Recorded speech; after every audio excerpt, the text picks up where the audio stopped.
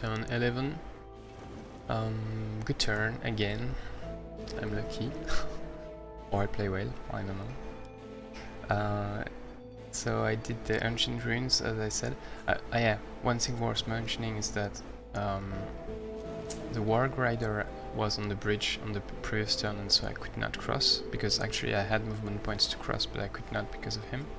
And I was quite afraid he would stay there, because he didn't have much places to go, but he did move, so it was good. So I did this fight at the Ancient Ruins, and at first I was a bit afraid because the units, the two ogres, the spider and the boar,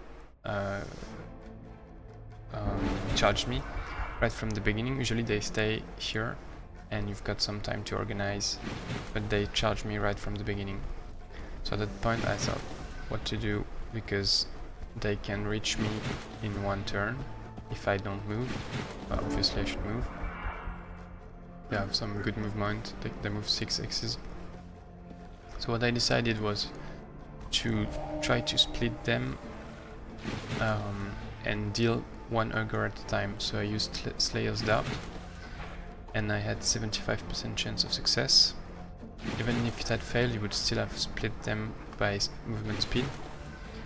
And then I knew, so the spider was a hunter spider, so it has phase, so it can reach any of my units, and I knew it would focus on my halfling, because mass curse, he has only 7 defense instead of 9, and he has physical weakness, which means that webbing is more effective on him. I didn't check he had healing aura. I took healing aura. Okay, I forgot. Anyway, so I knew it would focus on him, so I put him on a place where it could not be reached, and I used these 2 units to protect him, prevent him from being targeted by the spider web. Then this guy could not escape, because if he moved here he would be in range of the boar or the ogre. So I moved him here, and because I knew the boar would come for him, so I put my warg in a position to take the boar, but not the ogre, and then I would be able to kill the boar with my swarm darters and send the warg toward here to support my army.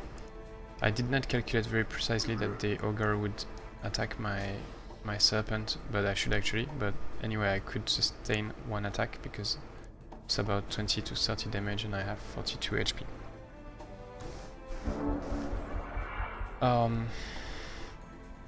Then the spider used web on my leader, and of course I also wanted... I was quite lucky. 61, I had 60% chance of being web. Then obviously I wanted to try to befriend the spider, so that's what I did on the next turn, and I was lucky again because it worked. Then, as I said, I killed the boar, befriend, and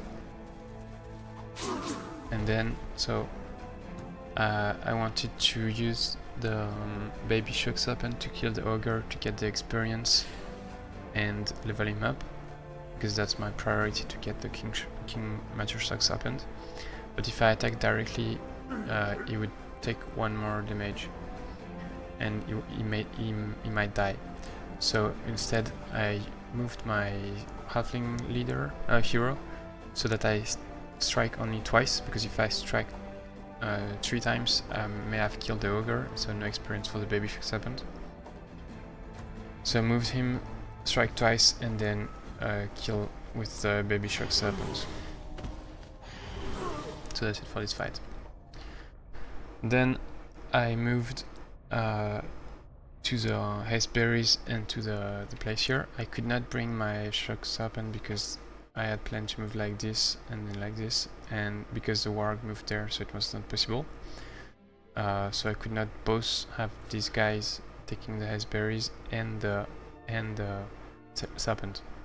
So instead I sent the other guys without the serpent, and I did the animal den battle.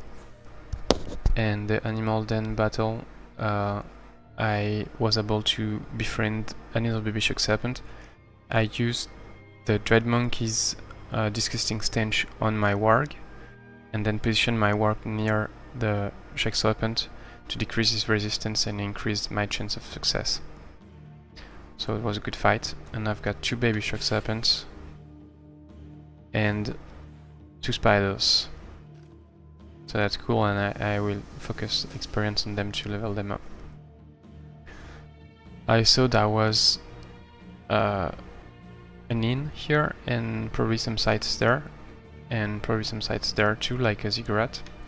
I decided not to go for them because I really want to rush Chivi, so I'm going for the giant, then the orc, and then going to rush him. Also, it's good not to clear an inn near your throne because it means your opponent can recruit troops on it. I paid about 82 to buy the Outpost of Pestin, which is a good bargain for the trade income I get, and I've been able to vassal it on turn up. And here, so I'm continuing to produce hunters. I transfer destruction mana node, and so I've got 40 research, also thanks to Pestin, which means I will be able to research 120 research points skills for in 3 turns. It's good. And I sent 1 hunter toward the west. My boar got killed by some lost souls that I had seen, but I could not escape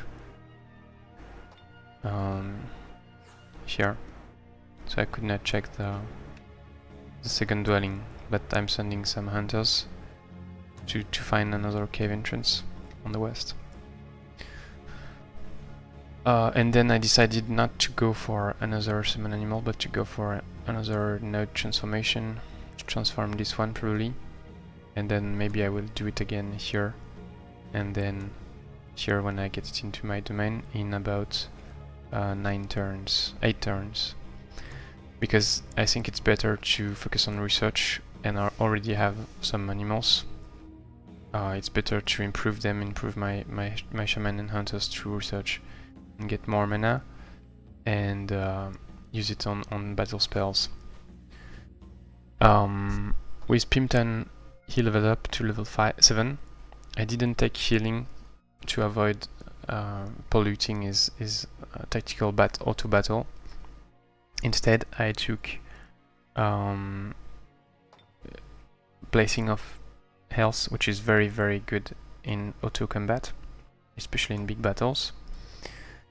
And I will probably try to get him to 45 casting points later on. But now my short-term target is to get to level 9 and convert. And I will probably split soon my leader and Pimpton, and so then I will take some leadership abilities for Pimpton, but also I need to keep in mind the casting points. That's it.